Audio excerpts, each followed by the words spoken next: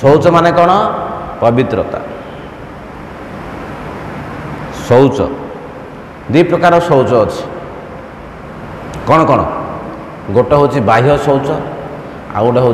अंत शौच बाह्य शौच कौन अंत शौच कौन बाह्य शौच हूँ स्नान ब्राह्मण जी प्रत्येक दिन को 3 थर स्नान करिया पड़ो जी प्रकृति ब्राह्मण कम से कम 3 थर स्नान करिया पड़ो ताहले से ब्राह्मण हो पार कहीं आप कहे 3 थर कहीं गोटे थर कले हेनी आम सब गोटे थर कर नाई जी प्रकृति ब्राह्मण ताको 3 थर करिया पड़ो कहीं ना आमर आप जानतु जानी सबु बड़े आमर शरीर किछि किछि किछि किछि मैला बाहर सबु बड़े प्रति मुहूर्त में किछि किछि सब बड़े आखिरू कानरू नाकरू सबुर मैला सब टिके टिके बाहर तद्वारा आम अपवित्र होचे तो आम जो स्नान करवा ताहले आमर शरीरटा शुद्धि हो पवित्र हो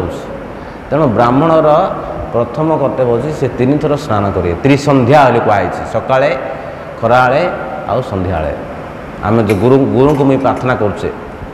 3 थर तो कहीं ना 3 थर पवित्र हवा 3 थर प्रार्थना करिया दरकार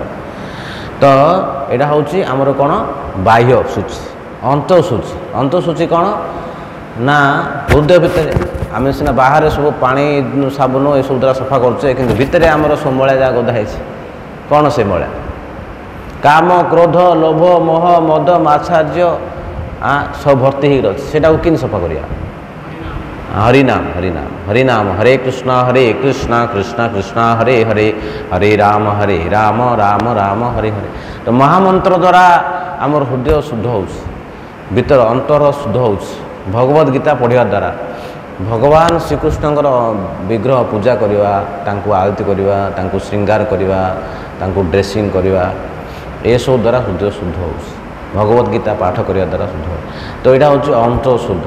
गोटे हूँ बाह्य शौच आ गोटे हूँ अंश शौच 2 प्रकार शौच अच्छे जी प्रकृति ब्राह्मण ताकू 2 प्रकार शौच हवा दरकार।